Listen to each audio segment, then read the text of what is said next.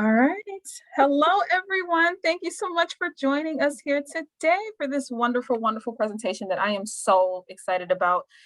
Some of you may know, some of you may not know, but I am Shaniqua James, the program director here at Gilda's. So excited to be sitting in with this presentation. So our presenter today is Christy Merrick, who is a end of life doula. She's just a wealth of knowledge, and I cannot wait for her to share all of that with you guys. So one thing that we do want to let you know that we are going to be using the Q&A button. Just it's at the bottom of your panel. As we go through, we're going to be doing some different activities and some things that you guys can reflect on. So if you have pen and paper ready, you can also use that Q&A function as well. So I will let Christy introduce herself and we'll go from there. Fabulous. Thank you so much, everybody, for being here and for having me.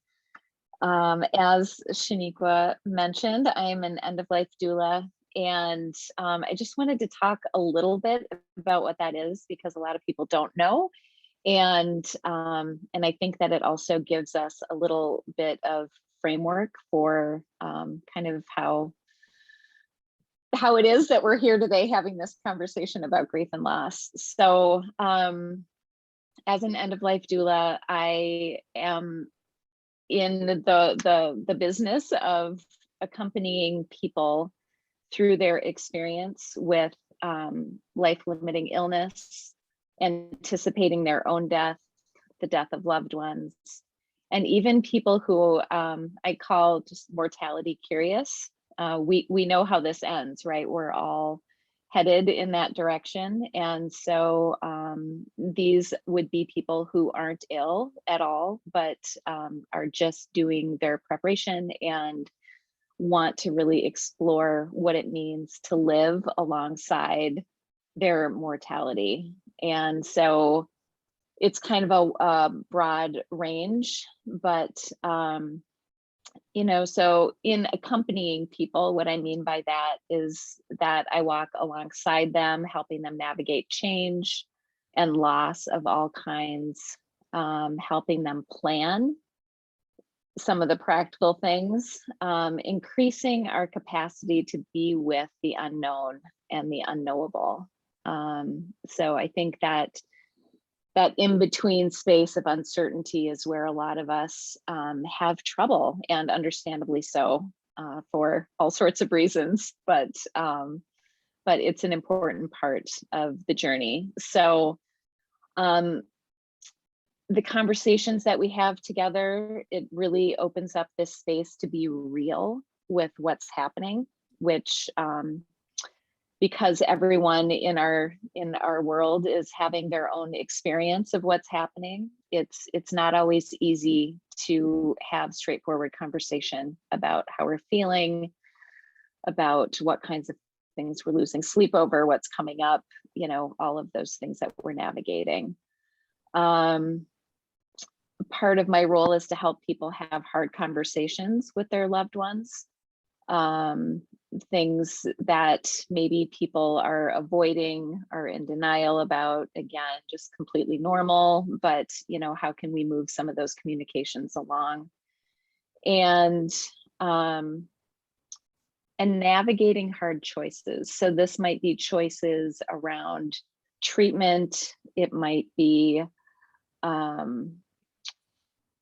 just about resources, about what they want, all of those kinds of things. And it's not me giving advice, so to speak, but more like going through the decision-making process. Like, let's take a look at all of the factors in play and how did those things all come together. And then we do a lot of work around grief. And so, as we will find out, if it's true that grief is our lifelong relationship, then how do we reconcile what we want to be happening alongside what's actually happening? Often there's a really big gap in between those two things. And so we walk within that space and find ways to bridge that gap to make the experience a little more accessible. So my role can be both super practical. Like I said, finding resources, maybe it's a meal train, maybe it's setting up transportation, finding resources in the community and things like that. It could also be along that practical line, planning, and this is way beyond what would be in a medical directive, right? Like, let's envision how you want your last days and hours and minutes to be like.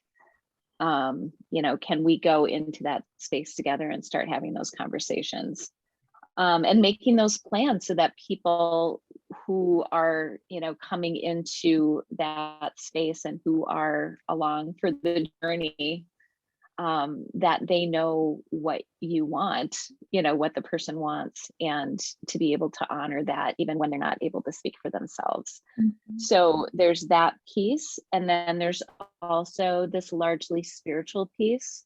And I talk a lot about the fact that illness and the dying process and death itself, it activates a lot on a spiritual level, on a soul level. And very often this is even outside the scope of what religion can accompany and provide. And so it's not in place of that by any stretch, but it's also like opening up a larger conversation that sometimes in religion people have trouble going that much broader.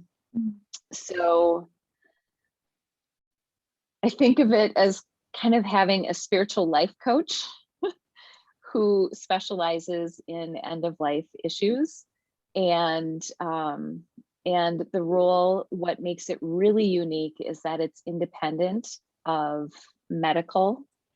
And so I go into these relationships with people with no agenda other than wanting to advocate for what is important for that person and their loved ones. And also because I'm independent, I can offer some things that the medical world can't. And one of those things is continuity of support and care. So, for example, I had a client where I saw him 3 times. The first 3 times that I saw him were once a week.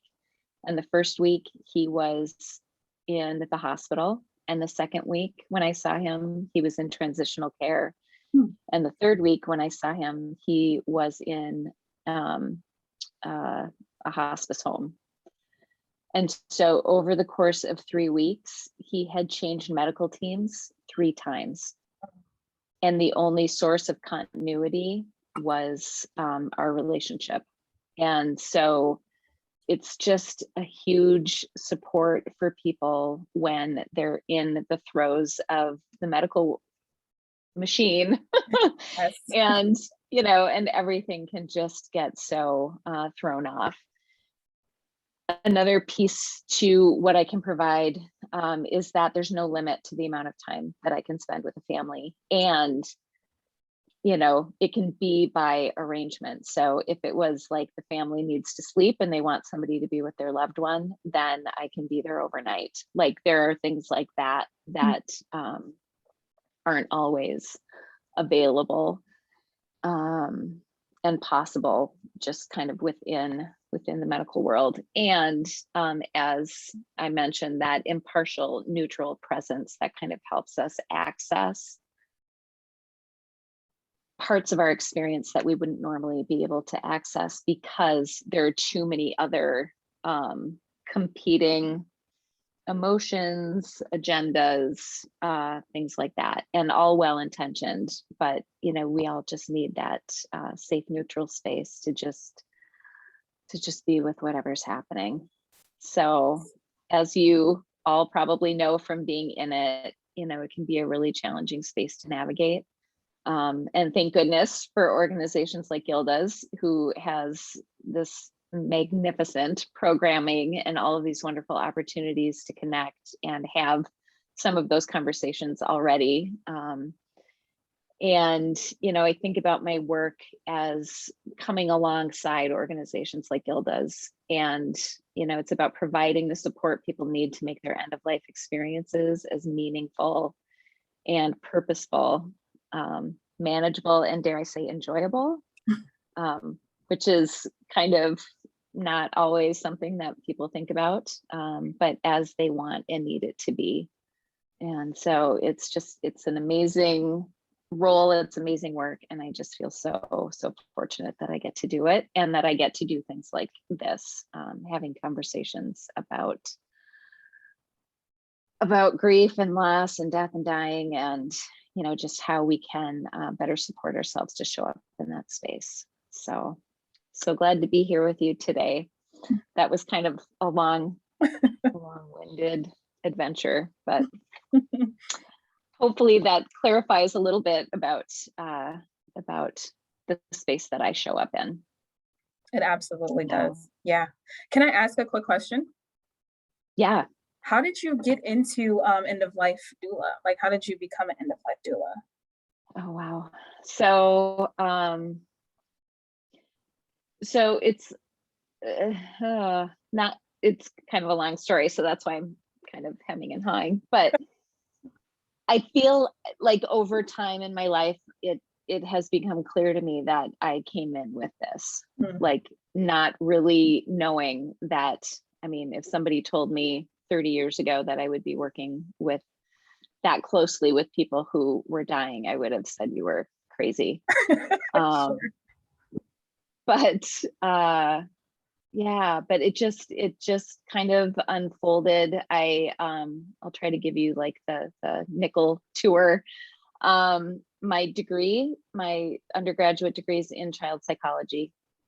And when I graduated, I met a woman just like practically on the street. I met a woman who was a child life specialist. And it was kind of a new profession at the time. And I didn't know what it was, but I asked her, I said, well, what does that mean? Like, what's a child life specialist? And she said, I work with children who are dying. In a nutshell, that's what she did. And it was like a lightning bolt went through me. And even though I had no idea what to do with that in that moment, I just kind of, as I say, I kind of tucked it into my back pocket and said, like, whoa, I don't know where this is going, but I knew in that moment that somehow working at End of Life was going to be a part of my experience. Took me about 20 years to get there, but it kept showing up. And kind of in the interim, I really was focusing in on the creative and healing arts. So I do a lot of work with Reiki and massage, and those kinds of things come alongside intuitive painting and writing and some of these kinds of things. And so it's been about 10 years ago that I knew that the time had come and I needed to start making moves towards this work. So yeah. Great. So much more to say, and I will not. Thank you, though. I really appreciate part of another conversation, maybe, but yeah. Awesome. Thank you for answering that. Yes. So should we just jump in here? Let's do it. Let's jump into your beautiful presentation. Okay. And so I think where I want to start is just to talk a little bit about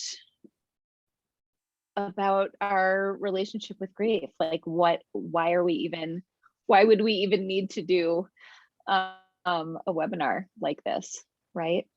But we as a society, Western culture, we've been conditioned to think about grief in such a limited way. And so we're conditioned to see it as something that comes only when we lose something or someone significant to us, right? When we're talking bereavement at work and things like that, it has to be, like your immediate family. Mhm. And it doesn't hold any scope for different kinds of relationships. And I don't know. So that is one of the ways that we're conditioned to look at it. And we're also conditioned to think of it as something like grieving has a beginning and an end. And we should actually want to get through it as fast as possible without asking for help. And, like with involving as few people as possible, right? So we're kind of like conditioned to like do it in private. There's no space for that. And by the way, talking about bereavement, like, could you get it done in 3 days and then come back to work fully present and ready to go? Right. Right? Not a thing. So, and there's just this this stigma in our culture that leads us to shame, self-blame, self-judgment around not being able to grieve fast enough, quietly enough, not messy. Like, I mean, there's all of those judgments that get kind of layered upon it. And so I think it's important to see that and to know that that's kind of where we start from. And it doesn't mean that our families of origin don't offer us a softer place to land than that, but just culturally, that is kind of where we start from. And so what I'm offering today as we talk is just a different way to think about grief. And so I invite you to consider that, for one, we're just all completely terrified of grieving and what it entails. And in large part, that's because of how we're conditioned. We have actually been in relationship with grief. And I will often say, and even in the title of the webinar is our grief. Like, we've been in relationship with our grief since we were born, since the beginning. And we experience losses all the time, every day, that go unacknowledged. And then when we feel that grief, then we're confused and we don't understand what's happening because, like, the world outside sees that we should be fine. And meanwhile, we're having this deep internal experience about things that are happening. And those kinds of losses are real and are a part of that relationship, right? So every time we have a loss, we're kind of, we're setting some sort of precedent for ourselves of how we're going to be in relationship with that loss, with the grief that comes and all of those things. And then that kind of also sets the stage for how we handle grief and loss going forward. So just invite you also to consider that this relationship is lifelong. And so, like I said, there's no start. Well, there is a start, I guess, when we were born, but like the way our culture thinks about it as a start and an end, that's not a thing. So, and then that this relationship really requires our active participation in order for it to sustain us through all of the losses, whether they're what we might call more mundane losses, like plans being canceled or something like that, to a substantial loss, which we might consider, the death of a loved one. So kind of within this framework that I'm laying out, I just invite you to consider that grief actually also has gifts to offer us, so that even when that can be really difficult to believe, especially when we're in the throes of deep grief, but that there's actually things for us to learn, not from a like, oh, everything happens for a reason and we need to learn our lessons and that kind of thing, but from a place of like, all relationships have things to teach us, right? And then also to consider that how we participate in this relationship with grief and how we cultivate that relationship over time makes all the difference in how we navigate illness, how we navigate decline, dying, and death, whether our own or those that we love. So that's a lot of considering. And over our time together, we will be doing some reflection and we'll be thinking about this a little bit in terms of kind of our life as we know it right now. So before we go further in, I would love to just take a moment. I'm not used to the webinar format because I'm used to a little more give and take. So I feel like I'm talking a lot, and I'm going to try not to apologize for that because that's kind of the format we're in. But all right. So I would just love to invite you into a guided meditation that will just walk us through this a little bit more, but also allow us to show up in this space together. And I always think about, not only are we kind of weaving this energetic space together with all of us who are here, but this is being recorded. And so those who will watch it and interact with this later, they will also be influencing the space that we're setting. So, all right, I just want to invite you into this space and just take a deep breath in and get comfortable where you're seated. Feel your back against the chair or the couch. If you have the opportunity, you can even see if you can, kind of lean your head back, so you just allow yourself to be completely supported. And just ease into that space. So even if you're feeling a little uncertain about what the heck we're doing here and what you signed up for, I just invite you to experience this as a space of safety, space to get brave, and to find a space of relaxation as fast as you're able. So if you haven't already, and if it's comfortable to do so, just go ahead and close your eyes.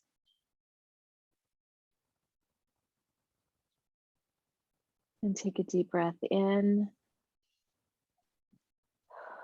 and a long, slow out.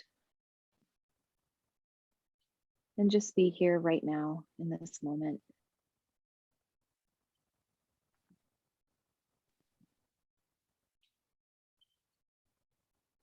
See if you can notice your breath without controlling it. Just letting it move into your body and out again in a natural rhythm.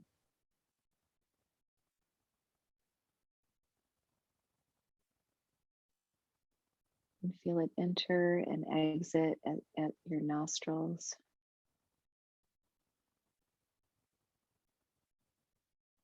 Maybe feeling a slight coolness on the inhale and a slight warmth as the air passes through your nostrils on the exhale.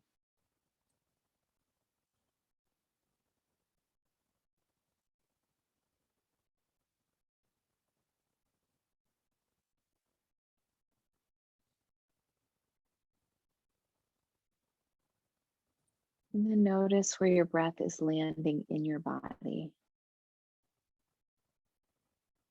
Is it mainly in your chest? Or are your Are you feeling your belly expand and contract? There's no right or wrong. Just notice where your breath is settling in for you at this moment. In and out, like it does. Just the most natural thing in the world.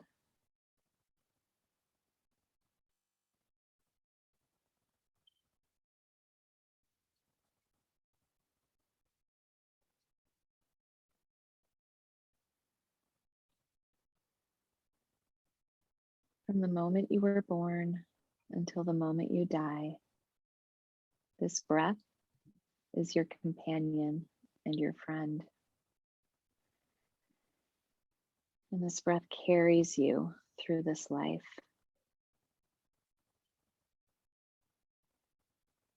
If it feels right, I invite you to say to yourself, thank you, breath. Thank you for this rich oxygen that fuels all of the cells in this beautiful body I get to travel in. Thank you for your constant presence. Thank you for always being with me. I'm grateful for you.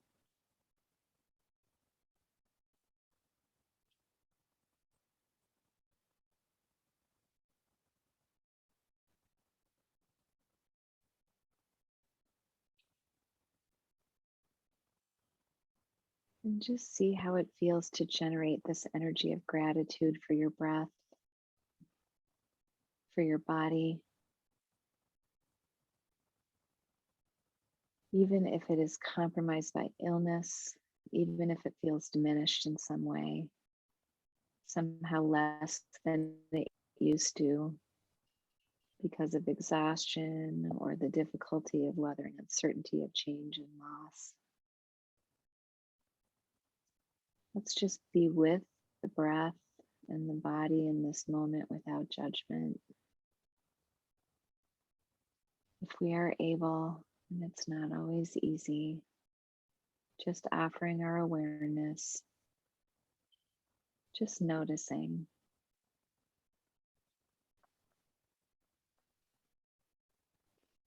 Breathing in and breathing out. You in your own space, but all of us breathing together.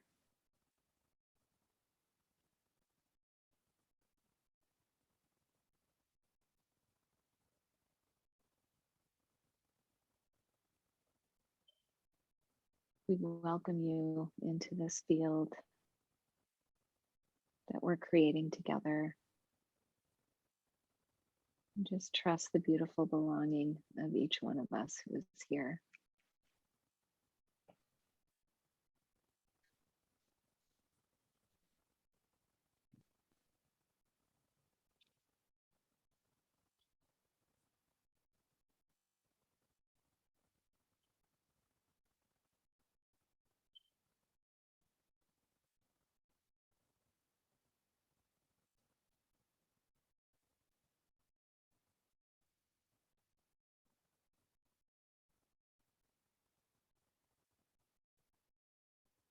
So again, I invite you to just bring your attention to your breath.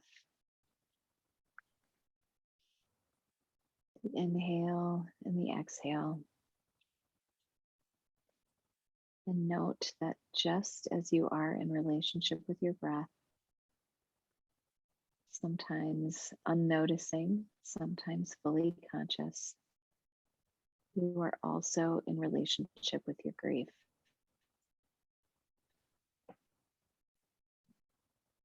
It too is always with you.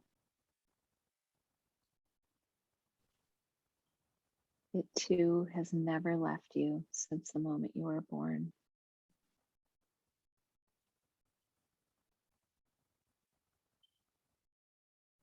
And it too is a distinctive marker of what it means to be alive as a being on this earth.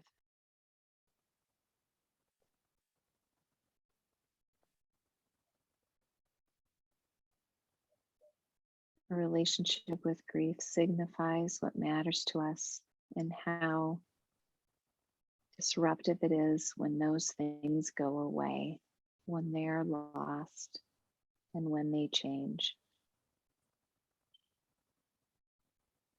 Things like jobs, friendships, different opportunities.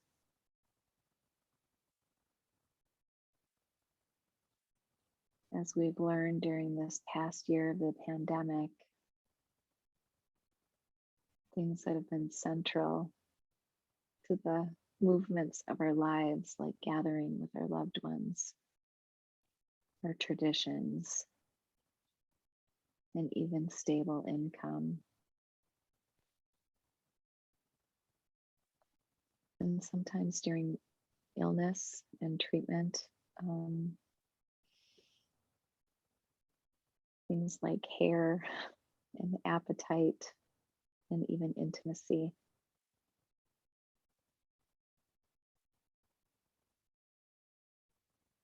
Our lives began with our departure from the womb and that safe, warm space. And our lives will end with our departure from all that is familiar and dear. We are not a stranger to grief. It weaves itself throughout every experience we have in between. And this is a lot to take in.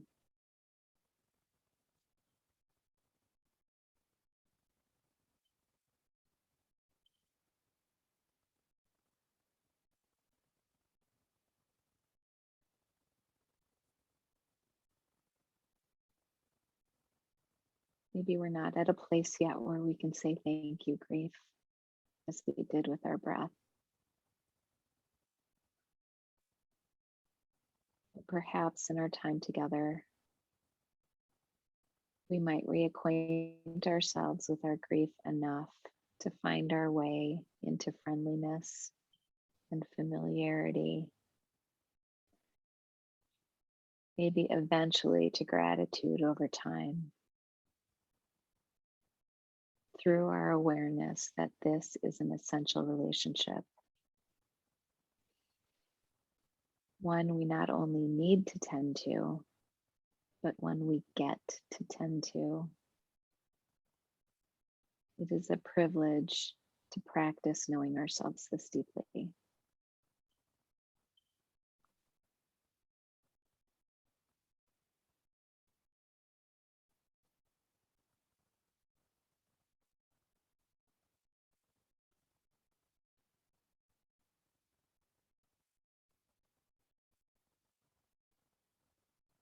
So I invite you to take another deep breath in.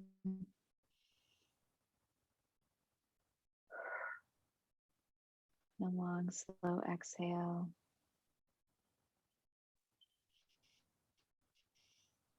Another deep breath in, bringing that beautiful life force energy into your body. The exhale. And another deep breath in and long, slow out. And whenever you're ready, just take your time. I invite you to open your eyes and to come back into this space. And maybe come back into your body, give yourself a little stretch. I love to rub my palms together and kind of take that energy that we've been bringing together and kind of bringing it back into our body, and losing an AirPod and technical difficulties. Oh, welcome back. So if you would, I would love it if you would grab your paper, your notebook, whatever it is you have at the ready. Grab your pen. If you need to take a moment to run and grab something, feel free to do that. And if you don't have anything and don't want to run and grab it, just sit with the questions that we're going to run through and think about them.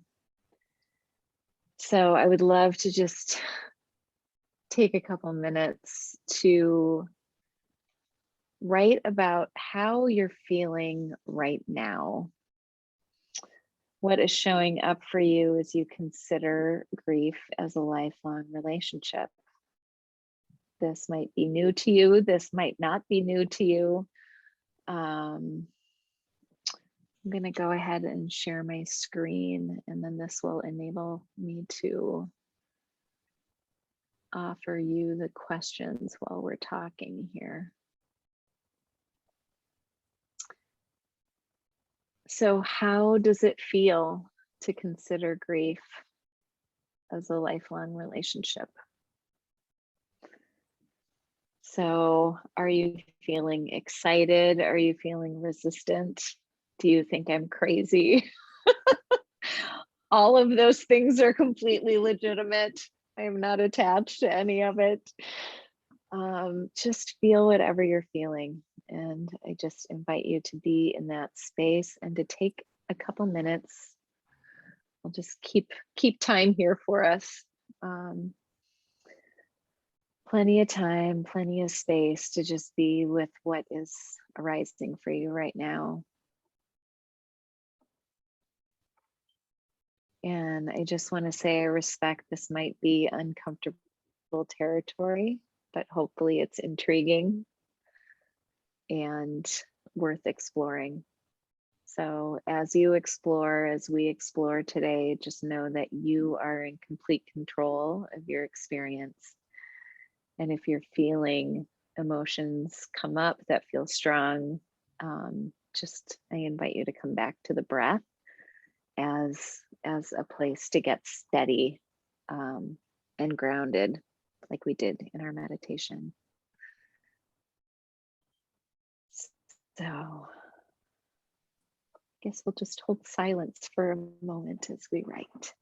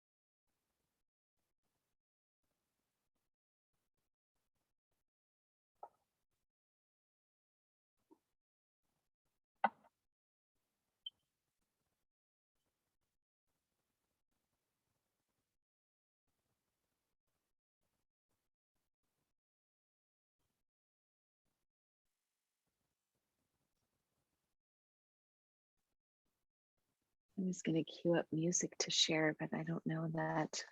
I didn't know if that was going to be possible webinar style. So we'll just work with our silence. I'm going to stop sharing just for a moment because what I would love right now, Shaniqua was talking about the Q&A function, which is in that bottom toolbar. If you're on a desktop computer or a laptop or a desktop computer, if you're on an iPad or a phone, I'm not quite sure where it is. You might have to look around. But if you would be so kind to try to find the Q&A feature, I would love it if you would pop in a word or a phrase, something that's coming up for you about how you're feeling about considering this idea of a lifelong relationship with grief. And so because it's in the Q&A, none of the participants will see it. It will just go to Shaniqua and myself, and we will voice it into our space. Yes. It looks like we have one in there now. It says it feels like a one-sided relationship where I don't have agency. Oh, that's big, and I love that. But the prospect of being able to tend the relationship is interesting. Is Okay. interesting. Yes. Yeah. Yes. Thank you so much, Nancy, for sharing that. Like Lisa says, unsettling to think it will always be with me. And yet I know if it's true, need to make friends with it, I guess. Yeah, absolutely. And, you know, the feelings that come up as we explore this, um, it's a completely new way of being with ourselves. And, so it isn't something that will come immediately. It isn't something that we say like, oh, this is what grief is like, and this is what, you know, um, so it's not an on-off switch, right? It's a process. And if we consider that most of us have been, um, I don't really want to say ignoring, although that might be true. It might be an active ignoring, but it might also be like we just don't actually know, Mhm. if we've never thought to experience it that way. Yes. And so we need to create the space to be able to work with that and explore it. Yes. I see we have another comment that says it feels exhausting to think of a lifetime of dealing with grief, Right, which I can definitely concur with that. Yes. right, My initial thought was a lot of confliction, right? Because there's such a negative connotation sort of associated with grief, and it's almost like doom and dread when we think about grief. And, to sort of reframe that, to think of it as lifelong is like, oh, how do I deal with that for my entire life? So I can definitely relate with that. right, right. Yes, thank you so much for weighing in. Um, oh, and then Joan, I just saw at the bottom. Oh, yeah. Surprised and sorry, I didn't mean to say your name. Surprised, disillusioned, and angry. That grief is lifelong. Right. Right. And so then the question is, how do we be in relationship with it? Right. Because, and that's why I like to equate it with this same type of lifelong relationship with our breath. Our breath also has never left us. And what kind of effort do we feel about that? So I'm just going to kind of like leave that there for a moment. Thank you all so much for weighing in.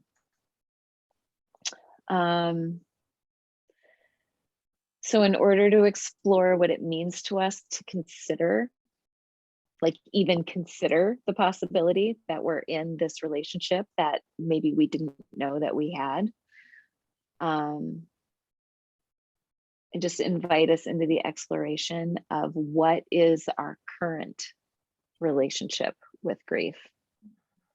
And so let's just take a few minutes to contemplate that, to write about that. I'm going to share my screen again. So what is your current relationship to grief? And, maybe within that, like what has it been over the course of your life? And then how has that maybe changed over time? So for example, you may say that your relationship with grief is antagonistic or it's non-existent. That's the next door neighbor that I want to like move because they're annoying and they're too loud or whatever it is, and I want them to go away. Maybe you're estranged. Maybe you're best friends. I don't know, but just think about how you might describe your relationship from that kind of vantage point, where you are now, kind of looking back over your life.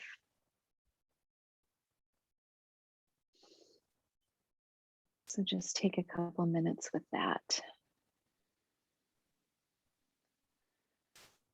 And if nothing's coming and you're not writing, like that's totally legitimate as well. Again, like I'll say it 1,000 times, there's just no right or wrong way to do this. So just the fact that you are here and engaging in this is beautiful, because as I think we're already seeing, like this isn't how we are set up to do grief. No, not at all. So just think about that for a moment.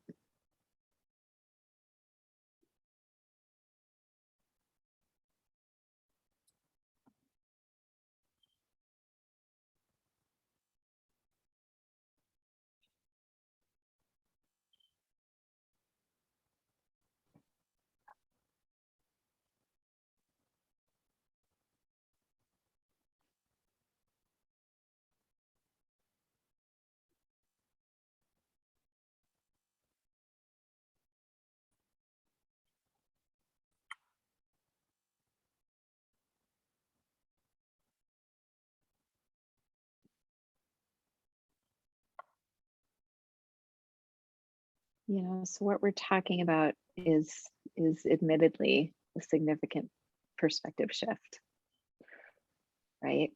And like I said, it's not going to settle in all at once.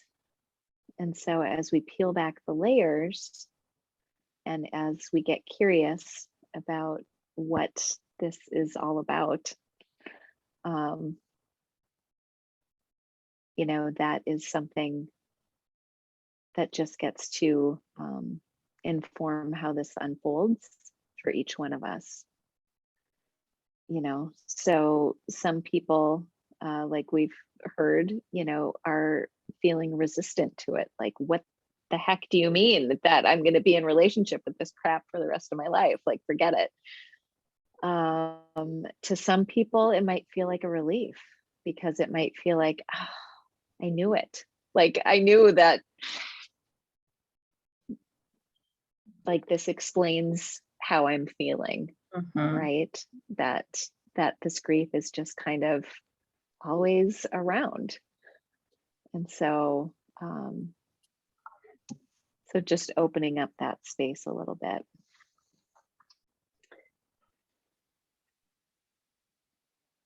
So I'm going to bring us into our next question, which is,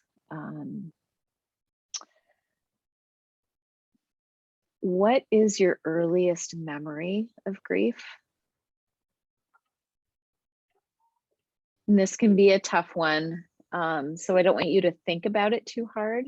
Just kind of, if you can, go with maybe the first thing that pops into your mind. So what I would kind of pair this with is your first memory of experiencing loss. And so it might be, the death of a loved one. It might be something really significant like that. It might be something traumatic and very, very difficult. It might just be like, oh my gosh, my entire childhood, my brother was always taking my stuffed animals and, whatever. Like, those were the most important things to me in my whole life at that age. And he would just always take them. And so that is kind of one of those first memories of what is happening here. Being parted with something that's important. And then I want to think about, how did you naturally deal with it? If you can tease these apart, and then how were you guided to deal with it? And are these the same? Are they different? And again, this kind of goes back to our family of origin and how they handled grief and loss. You know, were we told to suck it up? Were we told it was no big deal? Were we told that it wasn't okay to cry? But I think the important piece to this, one of the most important pieces to this, is can you tap into how you naturally dealt with it? Is that something that you have access to? And that's how we go naturally, ahead. is that how we naturally dealt with our first instance of dealing with grief? Is that what you mean? Yeah. Okay. Yeah. We do have a comment in the Q&A that I think is pretty interesting. Yeah.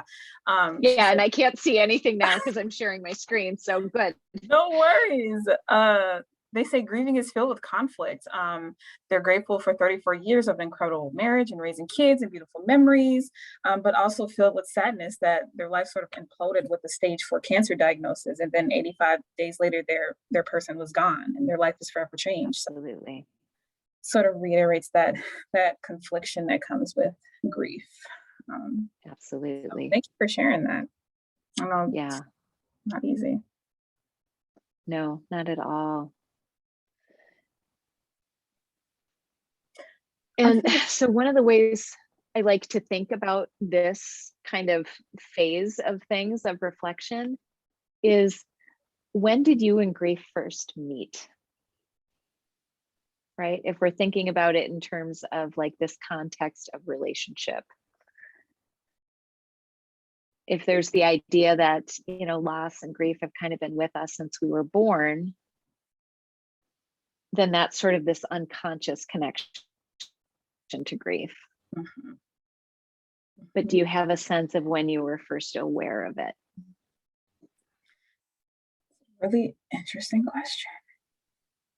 I I particularly like that question of, okay, when did you meet grief and when did you first identify it as grief, right? So like the first thing that came to my mind when you asked it is I lost my grandmother when I was 9 years old to cancer. Yeah. But at 9 years old, I couldn't identify what I was going through and feeling as grief. But you know, looking back at it as an adult, I'm like that. Maybe I'd be able to identify that as such. But then also knowing that we're sort of born with grief, I can go back and identify other periods of my childhood that, oh, that feels like grief too. Oh, maybe that's grief too. Um, and so it's interesting how that's sort of shifting a little bit with the way that these questions are being asked. Yeah.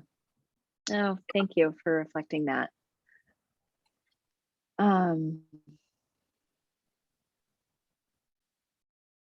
Right, because when we don't experience it as grief, when we can't name it as grief, right, then we don't we don't know that that relationship is actually there. We don't know that that is a thing. Yeah. So okay, so then I'm going to move us into the next reflection, which is now think about a relationship that's particularly fulfilling to you. Sorry for that. Let's see. What are the qualities of a relationship that is particularly fulfilling for you?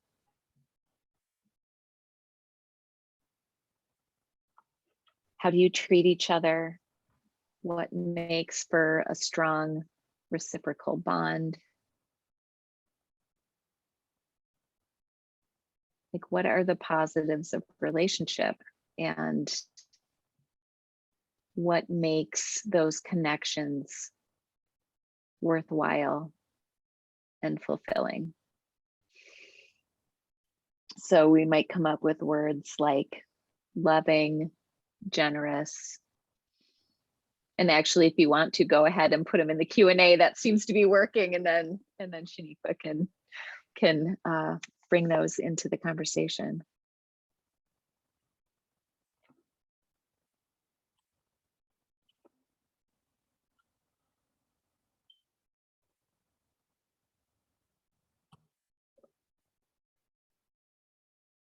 And then the other piece to that I want to just kind of direct us to is what effort is actually required to make those kinds of relationships what they are.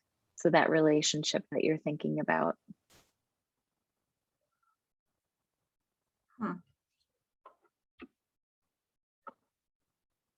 Right? Because these relationships don't just exist on their own. You know, what makes them fulfilling is some sort of important interaction that we have with the other person. Right. Right. I'm curious to see what you guys say with these questions. It's interesting. Absolutely. Yeah. So feel free to pop something into the Q&A if something is showing up for you in relation to these questions. And if not, we can keep moving on. But I'll just give us a little space to kind of be with that.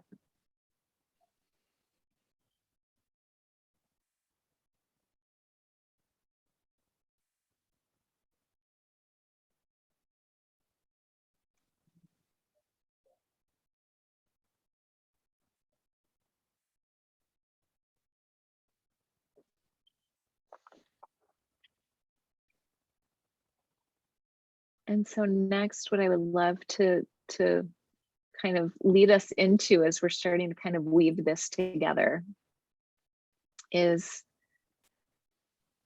you know, think back to question 2, which was describing your current relationship with grief, right? How did you describe that? And are there qualities that this fulfilling relationship that you just talked about or thought about, are there qualities shared by what you would consider your current relationship with grief and this particularly fulfilling relationship?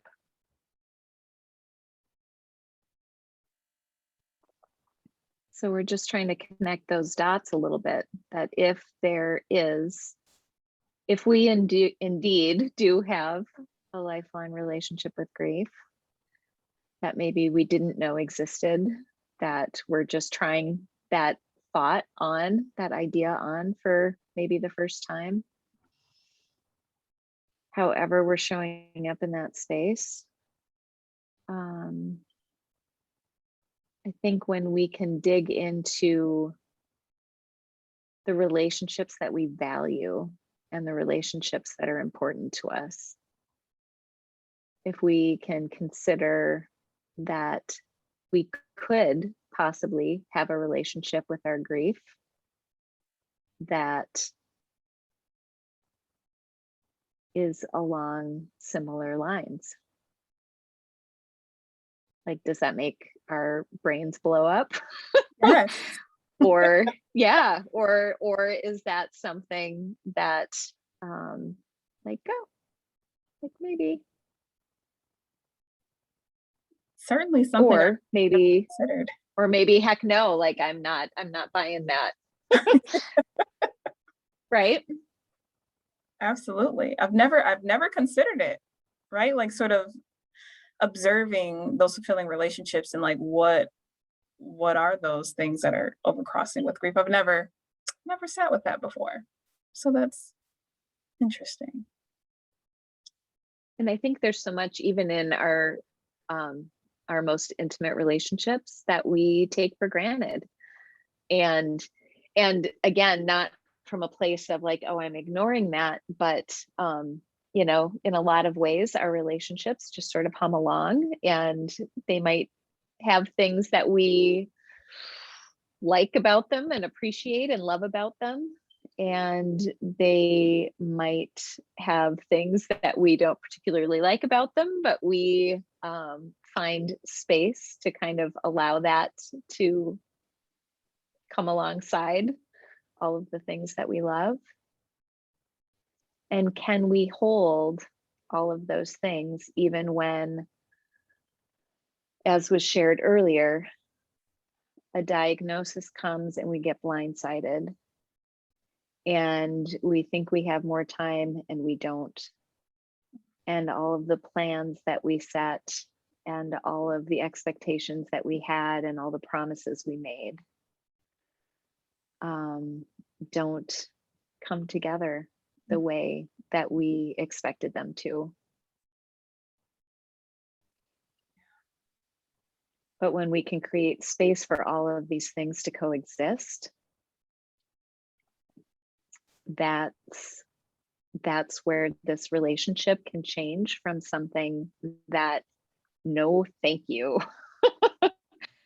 to like, huh, okay, let me try that on a little bit and see what that looks like.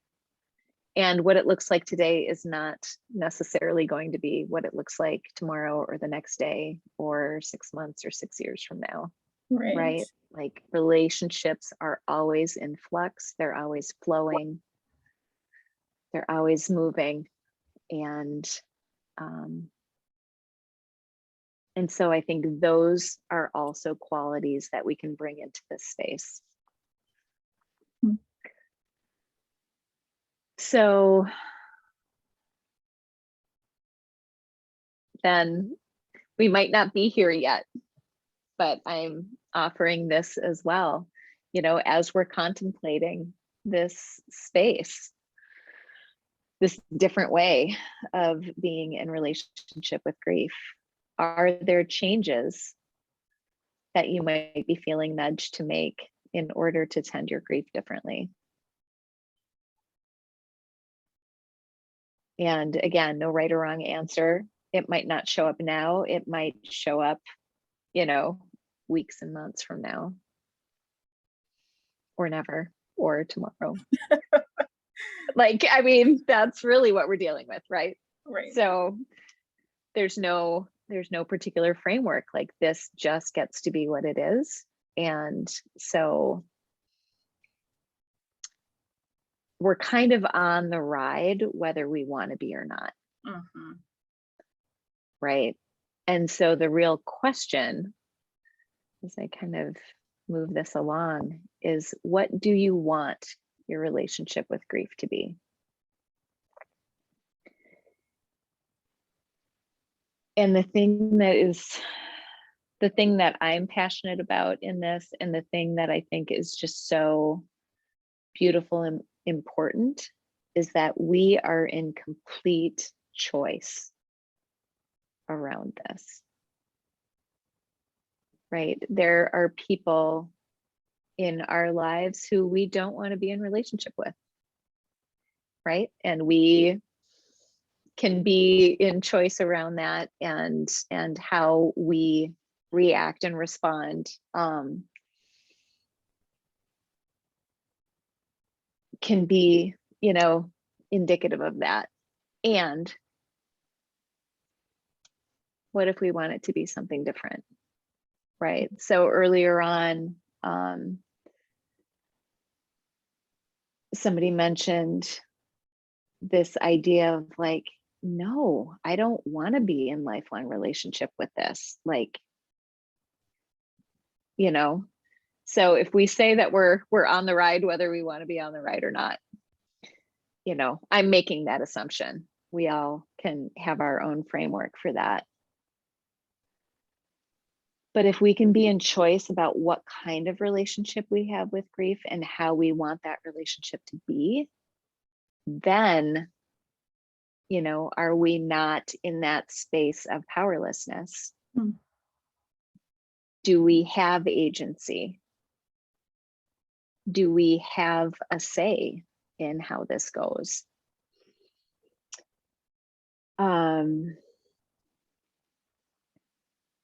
You know, so what's important to understand here is that we're not in control of our grief. We will never be in control of our grief, but we have agency over what our relationship looks like and how we want to interact with grief. because there will be times when it is right here. Mm-hmm. How are we going to deal with that? And there's going to be times when it's like just hanging out over here, right? And you lose your car keys, or you're making dinner and you drop it on the floor, and still a loss, right? Depending on what that dinner meant to you. Maybe it was a special anniversary dinner, and so then maybe there's like layers of meaning in there where Yeah. that is actually going to have grief tied to it in the way that we think about grief. Yes. But it's still a loss, and there's still something in us that is experiencing that loss. And it might just be a little bit of grief. It might be something we would never even like allow ourselves to consider as grief, because like we said, there's so many layers to this that our culture is just like, pfft. So you drop the souffle on the floor, good for you. Like, get over it. Spilled milk, right? Right. There is a And comment in our okay, Q&A. Yes. So this person is just reflecting on what they said earlier about conflict. And they say, adding to what I mentioned earlier about conflict, the reality is that their soulmate, they continue their relationship, but in spirit now, feeling like, they're still by their side, just not here on earth, but still having that conflict that they can't physically touch this person, hold each other, things of that, but also feeling that spiritual connection, which makes them grateful. So I think that's a real reality of grief, that I've often absolutely. heard in like my support groups, with when you lose someone significant to you, knowing that they're no longer suffering, especially as it pertains to cancer, but also wanting them to be with you physically still. Right. Right. And again, then, so we can kind of extend this idea of our relationship with grief to our relationship with the person who is no longer here in physical form, right? Mhm. How do we want to be in relationship with them? And so the relationship changes. And so just the way that we're talking about like, oh, and now I'm thinking like, oh, I'm in relationship with grief. Huh? Like, what does that look like? What do I do with that? And so it's just another way of holding that. So we've got that, and the absolute physical reality of not having our person, Mhm. not being in physical contact with them. And that's the way like the animal of our body knows to connect. Like that is the main way on the physical plane that we know how to be with our people, to see them, Mhm. to touch them, all of those things. Mhm. And and so I guess what I'm offering is that idea of, we aren't actually, I mean, it feels powerless, like there's no doubt, because we didn't choose to have our person die. Like that wasn't a choice we made. Right. And but it's kind of that idea of what do we hope for now, right? So while somebody is going through treatment and going through their process, there's always that feeling of hope for cure, right? We want them to stay. Mhm. And that's what our hope is contained within. And there's this other question that we get to hold, whether we want to or not, I guess, is what do we hope for now? And so maybe what that opens up is what does the relationship get to look like now? And Mhm. how do we redefine it? And how do we still get to show up, as we're saying, sort of in our agency, in our sovereignty, and still hold the fact that what's happening right now is not what we chose and it's not what we want. Mhm. Mhm. And um and there's no quick fix and there's no answer. that makes it go away. But I think it gives us this opportunity to really engage with our grief in a different way. And so there was one more slide that I wanted to show. So bear with me here. And so how do we tend our relationship differently, right? So if we are choosing to engage grief as a relationship, and we decide that we're going to choose it, and again, we're in choice around this, right? So we might choose not to, and that is okay too.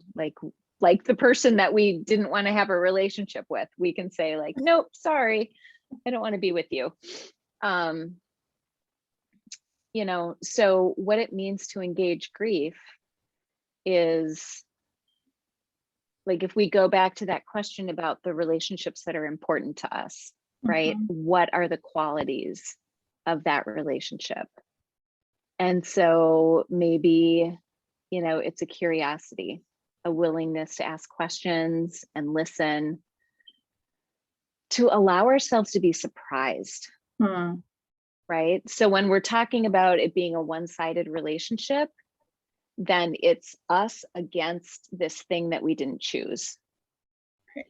And if we can kind of soften to the idea that grief's always been around, that part, maybe hasn't changed.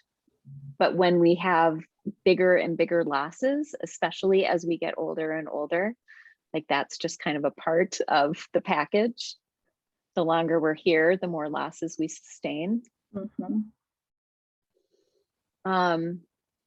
can we be curious? Can we allow space for grief to surprise us? Or do we feel like we have to know exactly what it's doing at all times? And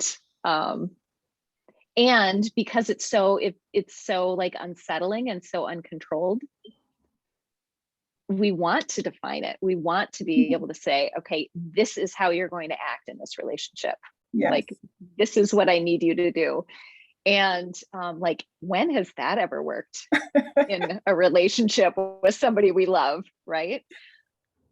So curiosity.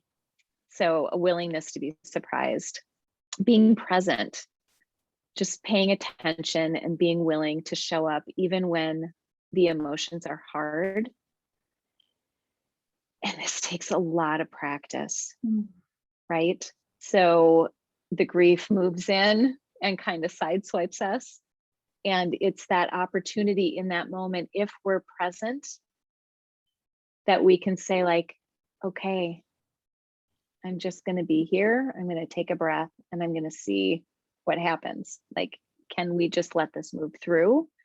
Or if we're trying so hard to control it that we clamp down on it, and then that kind of gets it stuck in our body and kind of creates a really, again, like antagonistic relationship, right? Because that's like, I don't want you to be here, get out of here. Like, I want you to go away. And so being caring, like that's about self-care and like get to know your grief, right? So that's the curiosity part. Get to know the signs of when you need girl time. Like, when do you need somebody to sit down and talk to who will just let you unload? Like, not try to fix it, not try to make it better, but just let you be in that space. Like, what are those aspects of self-care that you can kind of have at the ready and plan for? And I use the word plan for very loosely because, like I said, grief just kind of comes sometimes, whether we want it to or not. Because grief, I think, I don't know, there's a book I love that I wasn't thinking about sharing. Maybe you're familiar with it. It's called The Wild Edge of Sorrow Oh, I've never heard of this one, but I will. by Francis Weller. And but anyway, it's this idea of grief as being, just this wild, untamable force, right? That just kind of shows up when it wants to show up. Mm. And it doesn't necessarily mean like it's trying to take us down, right? But again, that curiosity piece, can we be curious about why is it showing up right now? Mm-hmm. And when we know kind of the signs of like, okay, where do I go and what situation am I in where my grief tends to be the most activated, right? Like, can we be aware of some of those things? And then being kind, kindness is a huge plus in a relationship. When you're feeling bogged down by your grief, one thing that I have come to for myself, one thing that, in my own grief and what I share with clients is, can you find enough space in that moment when grief shows up to say, what is the kindest thing I can do for myself right now? Right? That is a completely different way of being in a relationship. Yeah. Than we are trained to or used to. And then respect, trusting that we can't predict our grief really any better than we can predict any of the people in our lives. Like, we pretend that we can, but not really. So if grief is a wild animal, then what do we want to show up with, right? So we would want to get curious, we'd want to observe, we'd want to notice its habits and its patterns and get to know it and be ask it questions, be patient and present, and be willing to wait, right? We're not very patient sometimes in our relationships. Yeah.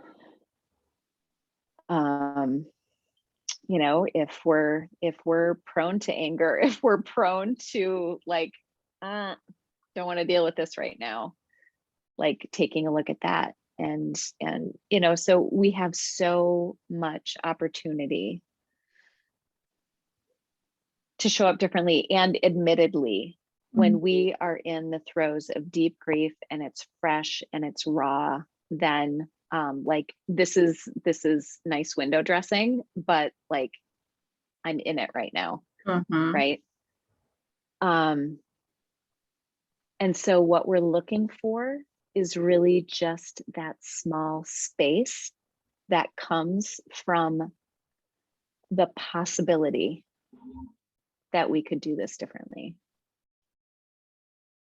Oh, I love that. So I think that I had a couple more things to say, but I know we're kind of running a little low on time, and I want people to be able to weigh in.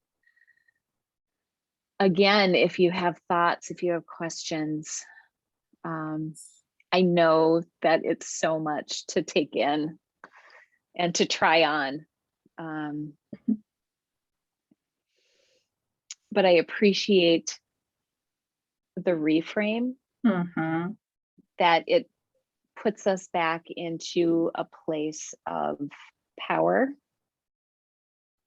even alongside all of the uncertainty, all of the things we hate about it, all of the things that we would rather not deal with. Right. And so just what kind of relationship do you want to have? I totally agree. If you guys have anything you want to say, if you have a question, put it in the Q&A. But I do want to say I totally agree. Like, I really love the reframe of like, it's almost like just being able to take your power back a little bit. And, and I know being in the throes of it, you don't tend to think like that. You just think about how miserable you are, but using that small window that you talk about to maybe just Mhm. sit with it a little more. It sounds like you have to be really intentional. Um, Yes. and maybe start with accepting that grief has always been there, right? And it's just changed over time. So I really can appreciate that. Yeah. Yeah. And just so you all know, I put together a few just exercises, ideas of things that you might be able to do to engage your grief in a different way. And so Shaniqua is going to email that to you.